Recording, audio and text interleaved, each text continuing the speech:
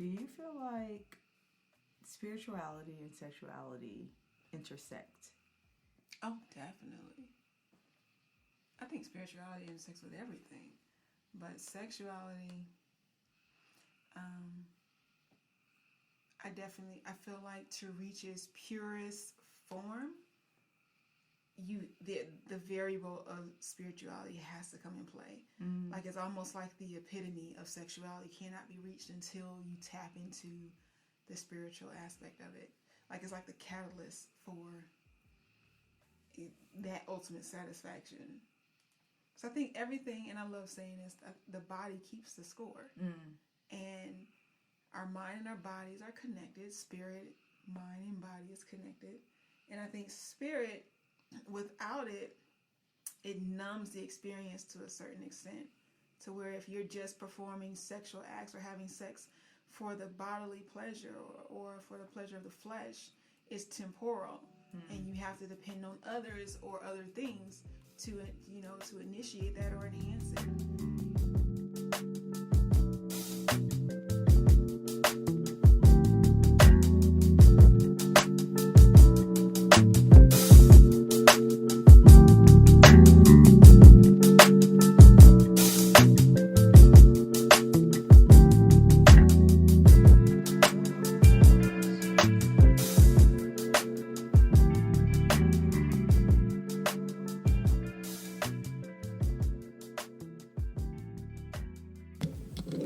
Okay, so I saw this meme the other day, and it spoke on polyamory. And it says, when people said, I'm too jealous for an open relationship or for polyamory, I always wonder why jealousy is a character trait that they want to protect. Okay. I don't want to protect it. I just don't really want to share. Okay. But at times I do. Right. And at times you are. Exactly. Even if you don't want to. Exactly. And you shared. And you're sharing. But you're not radically accepting of sharing, but it's happening. Right. So yeah, I feel you. So I was doing some research on, and I don't know what triggered this thought, but when I saw this post afterwards, it kind of affirmed like something I wanted to know more about.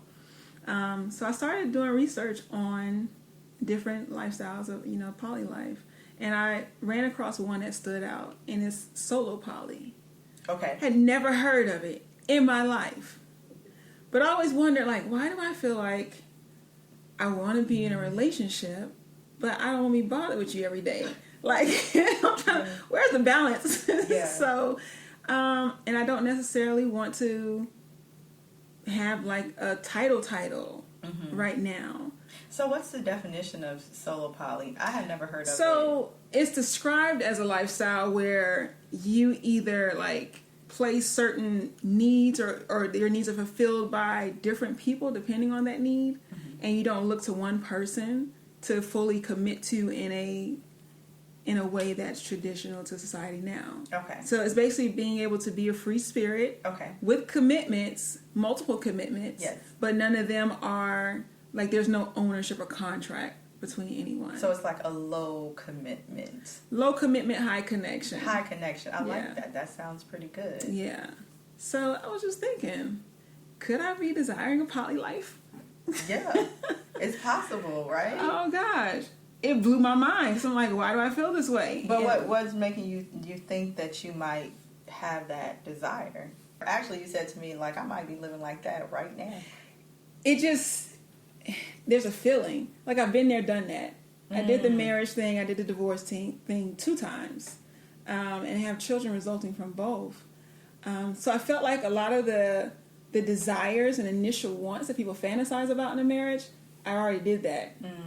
And, going through a healing process and really finding out who I am, what resonates with me right now, because I know I'm ever changing, especially my sign. But right now... Your sign, as a Sagittarius. Right. Yeah, y'all be all over the place. But yes, no shade. My sign, the Sagittarius, we are very free-spirited people, beings. And we have a high connection, low expectation, low commitment. and part of that is because a lot of people can't handle that type of, it's almost an instability, I would say. But we move about in that way, in every single way. And so for me now, especially now, after evolving, after healing, after going through these experiences, I don't feel like I want to be bothered with nobody like that. I hear you. Not to that extent. It makes sense because, like, you're not a cheater. You're not a person, like, when you have a person, it's your person. Right. You know, you're pretty committed. I never hear about you being deceptive in any type of way, like, I'm with this person, but I'm with this other person as well, and they don't know it. It's never like that. So there is a high level of commitment, but it's like, but that ain't my man. So, it's more it's like, I can do what I want to do with respect to you and I, but there is no, nailed in control factor here. Like, you don't have that contract. I don't do contracts in that way. So do you not even label a person as, like, your boyfriend? Or I would how do you love to approach do that. So, like, traditionally, like, what are you doing now? Well, traditionally, you would, y'all agree to whatever that label is, and you carry that. But, like, in this situation, in the solid polyamory life, while there are labels, it's based on how y'all are compatible, how y'all come together. So that's my homie, right? Or that's my lover, like that's my guy, and that person may be primary. But in a lot of solo poly lifestyles, they are their own primary. Like, I'm the most important. Like, if I had multiple guys and I had to pick one as my main, that would be myself. You're the main. I'm the main. Like, my children and myself, we're the main. Okay. So while I commit to you in whatever way that we're compatible, if we have that agreement, then I commit to you in that. Okay. After my needs are met. Yeah. I hear you. Yeah. So some would argue that may be selfish. What do you think about that? It completely is. I think so. Yeah. And I'm selfish when it comes to self. And it's not that I don't desire to share all of myself with someone, but there will be no ownership. Okay. At this stage of my life and at this age and with, children and stuff, I don't feel the need to pull into someone and say that you are mine. And these are now, they are now yours. Yeah. Like, I think that's a different dynamic that I have unique to most people. And it does not exclude the fact that you could be in a solo poly life and have a person and put a label on it. But both parties understand that if I need this from over here, then we're going to talk about it. And the agreement is that we're going to understand and come together and make a decision based on this solo poly life, what's best for the individual. And so there has to be that flexibility. It sounds really healthy because the way that I envision it is you're committed to yourself and your partner is committed to themselves. And then that balances everything out. I think where it's skewed is when you have one person committed to themselves and then the other person committed to that person. I don't know. As well. Yeah. But I think that type of lifestyle, and I'm literally only hearing about solo poly today. I've never heard that term. The rest of it, we'll get into it a little bit deeper. But it just sounds like a balanced and fair relationship where the power structure is not skewed, where there's not just one individual who's totally in it for the other person and that person is totally in it for themselves. Right. Yeah, no, there's equal responsibility and those kind of expectations before going into it. So it's basically saying that I'm coming in as a whole person, you're coming in as a whole person. Yes. And it's not that it's we or us indefinitely, it is I and we're together. Okay. So you're still individuals, whole individuals outside of that.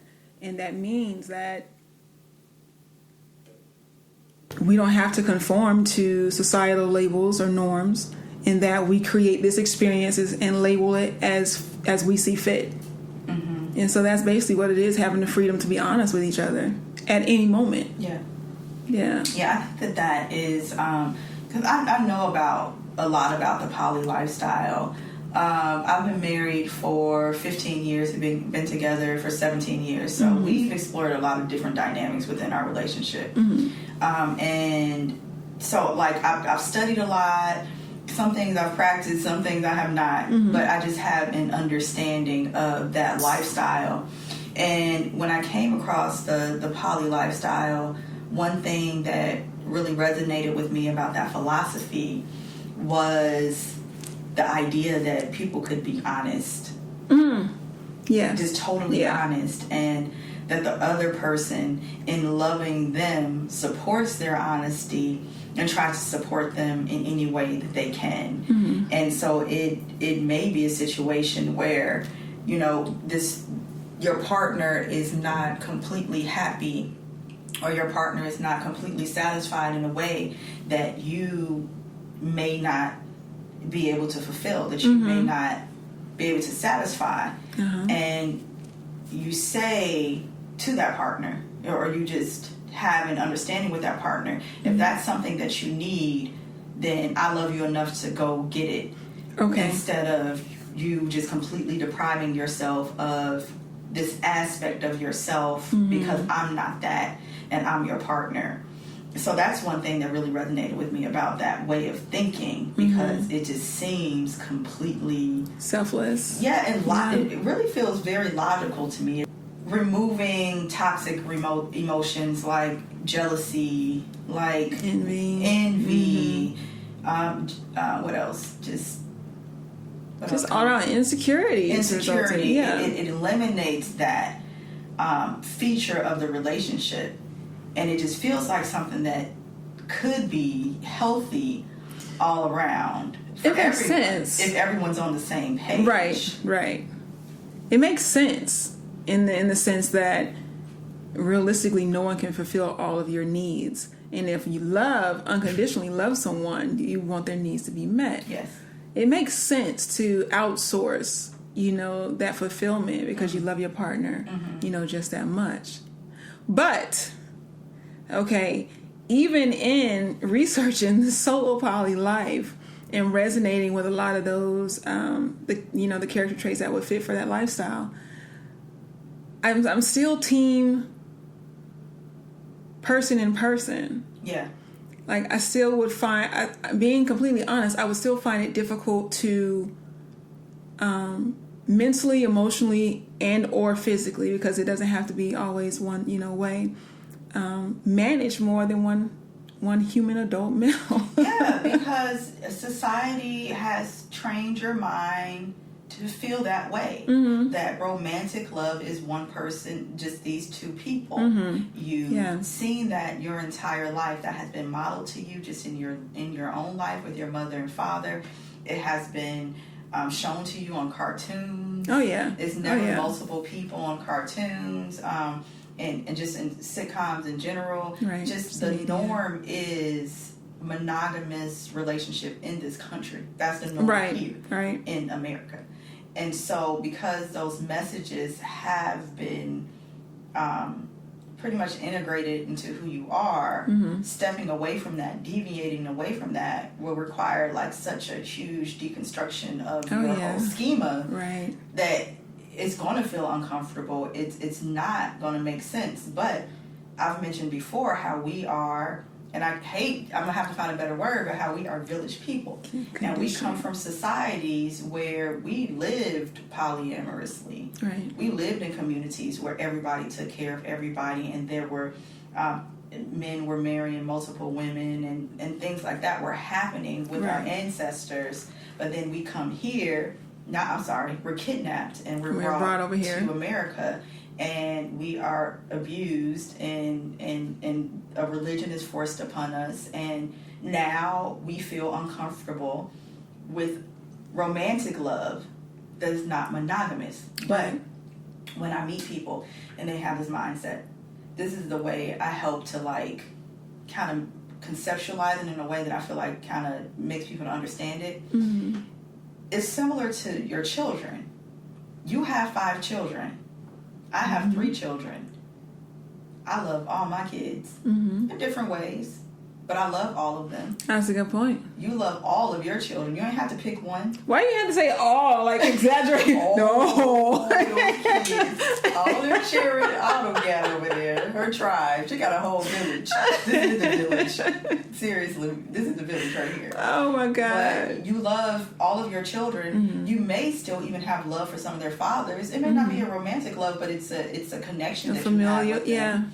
Yeah. You love your friends. You love your mother and your father. Right. You have multiple siblings. But for whatever reason, we have been taught that when it comes to romantic love, the only way that it is real is if it's one person. And it's not like that with any other type of love. Only romantic That love. is true.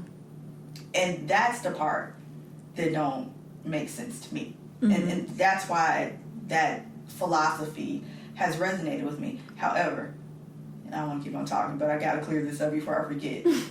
I don't believe the lifestyle is practical.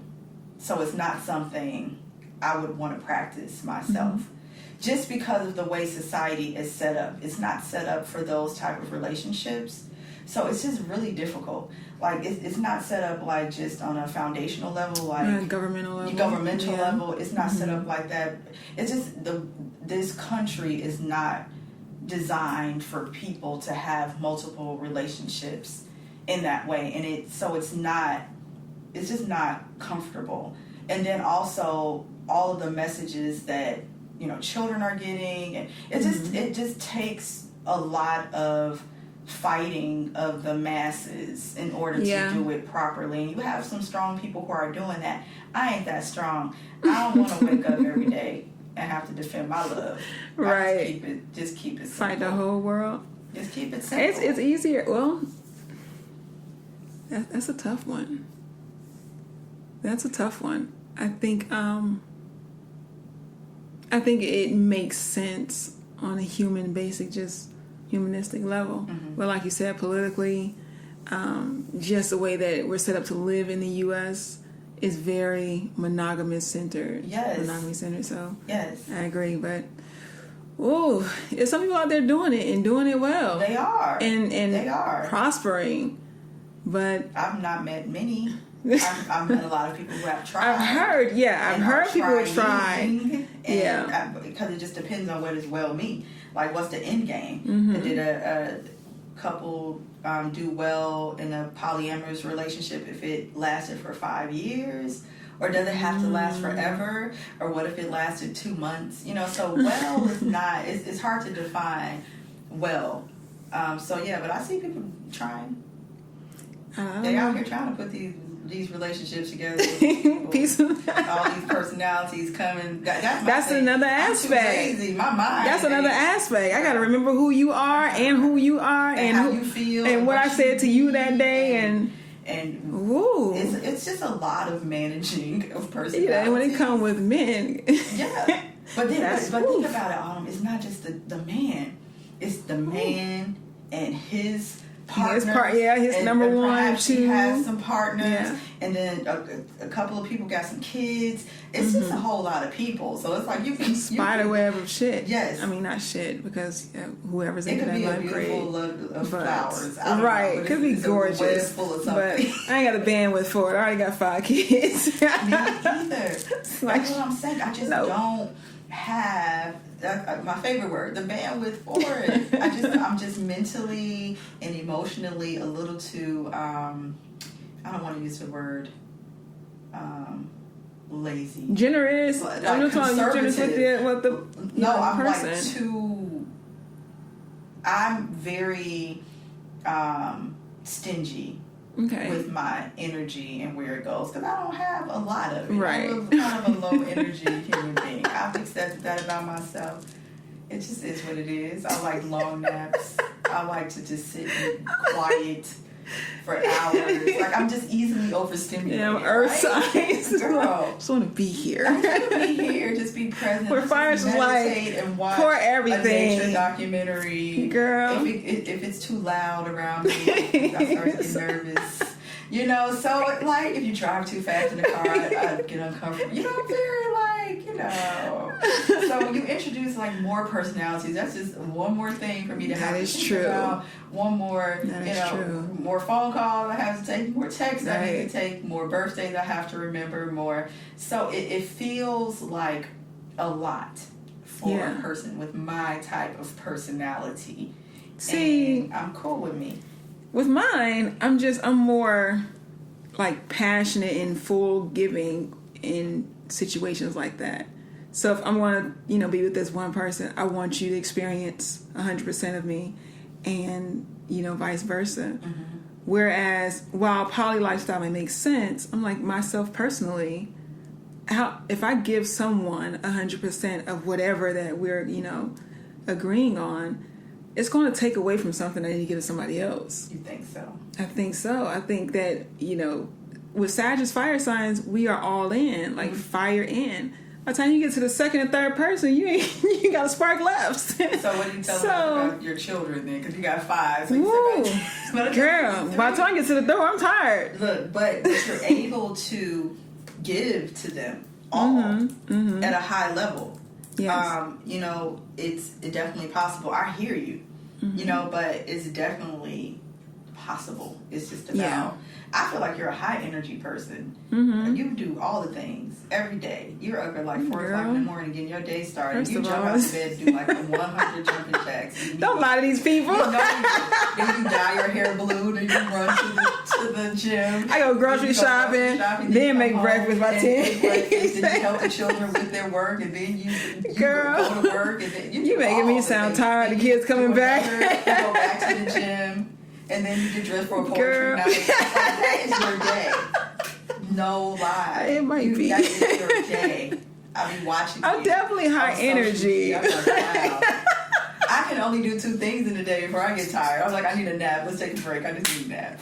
Earth signs. Girl, I'm just like, I'm here. Oh my God. I saw a meme yesterday from, what's her name? Zodi I Am? Yes, I like her. Girl, I ran across one meme and it said, the guy I was dating wanted me to call him daddy, but I didn't see he had Capricorn anywhere in his chart. Right. And that's how I feel. Yes. That calm, chill, melancholy, but like, don't disrespect me. Like, for a guy to have that, it's just like, oh God. For a fire sign, yes. For someone to lovingly help you get a grip and like, say, I'm not afraid of you. I don't care how bad you burn. Yes.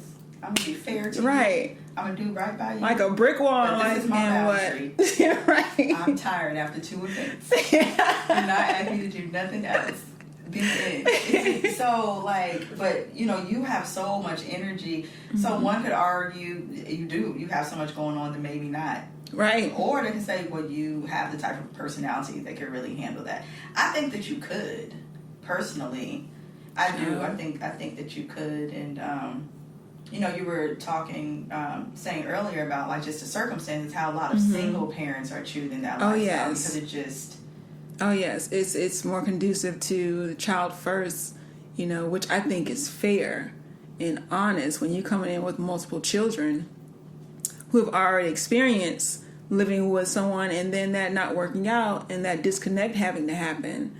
And when you're dealing with a mother or a father who considers their children in that way, it's like, okay, how do I prevent this from not happening again? Like, how do I make sure that you are priority? Yes. And so in that lifestyle for single moms, it looks like telling your partner or partners, and most times it's just a partner, but it's, you understand that I have children who I need to prioritize right now in their life, but I still need and want you in whatever capacity that we agree to. Y'all, you mean? You leave out the poly part. It's y'all. Y'all. I need us. Y'all. Us. Because it's more than one man. You gotta keep. It could be, it could be a web of 5. Like, or you he could has be a whole relationship, and right. then you are just a person that he has a secondary type relationship. So it's like pinwheels connecting together. Everybody got their own circle, and so it can get messy. I agree. It's not logical in that sense, but I think for like a 1-to-1 situation where that understanding is, then it's not poly. That's something different. Now, what is that? Then you just together, but y'all got to understand it and y'all living separate.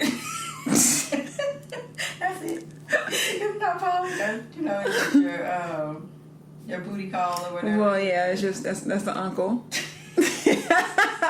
Your uncle. Poly, you got to add another man in there. You got to add not necessarily have to, but be open to it, and that would be the agreement. The agreement. You think you would be open? I don't know. Because you said you don't want to share. I'm just like, I haven't shared since kindergarten. Yeah. That I know of. You know, I know I've shared and didn't know of it. Yeah, but voluntarily, no, I haven't shared since kindergarten. Right. But could that not be empowering? It may be. When it hasn't been your choice in the past to share, but now you're saying, you know what, I'm okay with this. Yeah, it may be. With Carol? Because even now, I don't do Carol, because that made me sound like I'm just out there. Might be named Carol. That's like saying Karen. Bitch, what? We can't date. Okay, Deborah. Or whoever she is. He has the movies with her. And then and it's like, oh, okay, call me after you're all done. Oh, no, probably not tonight because, you know, we're probably going to be busy all night. But I'll give you a call in the morning. You're like, okay, Tyrone. Yeah, I don't know about this one. Tomorrow. And that's it. And you wake up and you don't lose a wink of sleep over it. Mm-hmm. And you're fine with it. And the next day he calls you and you say, how was the movie with Deborah? Mm-hmm. How's Deborah doing? Is she what? That's Polly. We all love, you don't have to be with Deborah, but you're radically accepting of that relationship. And so you're like, you know, you're thoughtful. I'm a very thoughtful person. About that connection, though. Right. As them as humans. Yeah, them two together. That has nothing to do with you. It's, you are honoring their separate connection and even interested in that separate connection. That's polyamory. Yeah, I don't know about that one. I don't know. I can never say never, but shit, I don't. At this point, yeah, I don't know about that one. We have to create a different category. What would be half poly? Half poly, right? Because I don't know about that one. Yeah, but it's all about perspective. True. You know, because there are some people who say I can never, you know, be with just one person. It's just, you know, just how they're looking at it. Right. You know, I can never be more than one person. That's just a way of looking at it. But really, you can make anything make sense to yourself if you really just if you want spin it it the right way. Yeah, if you just really want to. But I'm seeing that come up so often. Not just polyamorous peoples. Because, like, when I was looking into this was maybe... I would say 8 years ago. This was a while ago. So it's become just common conversation now. Everybody knows about it. When I was researching it, it wasn't very well known. There were just a few people doing it. Now people are polyamorous. You hear about it all the time. But now you also hear about individuals who are pansexual. So they're just like, if your energy resonates with mine, I want to be with you. It doesn't matter what you are. You can be a man, you can be a woman, you can be trans, you can be gay, you can be like, you're just a person. I have relationships with people. It could be a woman with a trans man.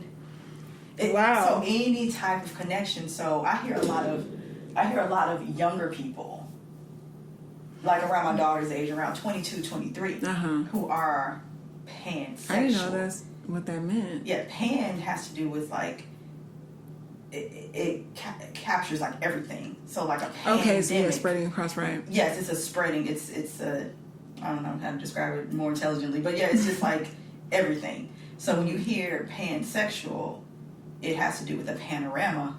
You know what I'm saying? All the things. Exactly. So it's like, I am open. I am not cutting myself off to any type of love, any type of relationships. Oh, wow. I'm here for it all. And they in jail. No. They're in jail. I'm thinking about, those men or women or whoever who try to have or justify relationships with children. No, that's not pan. So what is that when you're connected? Like well, they don't say that. Spirits. That part is just... I just don't understand. I thought that was a whole different category. Geez. I never thought of it that way. But no, but it's not... It has nothing to do with pedophilia. Okay. That's different. They mean all consenting adults who are all the ways. Okay? Like any type of consenting adult. If we connect, I'm here for it. That's what it is. All right. But what is it not about an energetic connection? What is connection? I don't know. It's an energy. I'm asking this all the questions.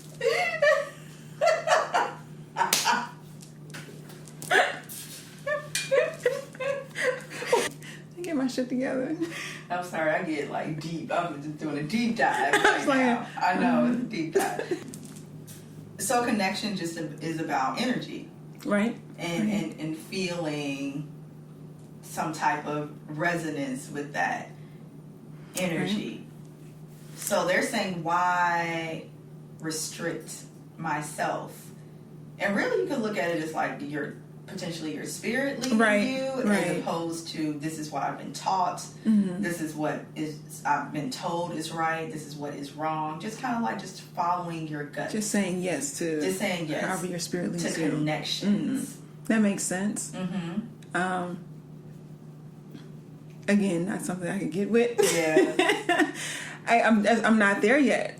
I'm not there yet. Type, huh? And I think it is an evolution that has to take place before you can get to that mindset. For sure. And I think that there's nothing wrong with that. I think it's a beautiful thing if you're being reassured and guided by energy and by spirit. And if you're going about it in a ethical But what's ethical? Like moral way. Well, like your partner knows you're pansexual. You're not secretly being honest about it. Yeah, being honest about how you're moving and giving people options to either participate in that type of dynamic or not.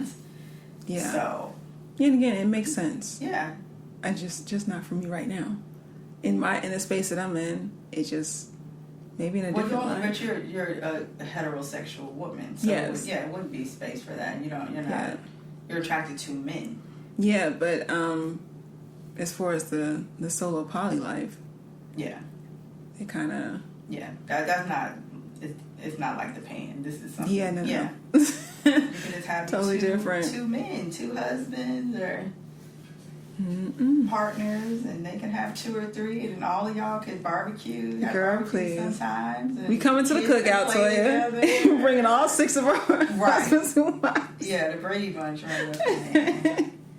But I don't know. I think it's something to be said for it. I'm usually pretty critical of the younger generation. I know I have a really bad habit of that, and I'm trying to get better because I don't want to be one of those old people back in my day. Right. I don't want to be that person. It's gonna happen. It's happening. I'm trying to pump the brakes on it. I'm having a really hard time, But one thing that I do appreciate about this younger generation and their ideas about relationships is that it's less restrictive, and I think that that shift needed to happen just because of the way the world is. Like things are, it's not like an equal amount of men to women. It's not, So there are some barriers to having a relationship that are just set up from the time you're born. And I feel like this is perhaps a really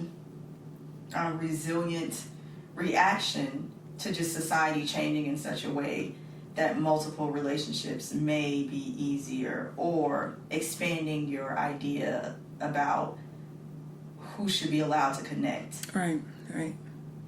And that all of that is an option, and there's no feeling bad about yourself.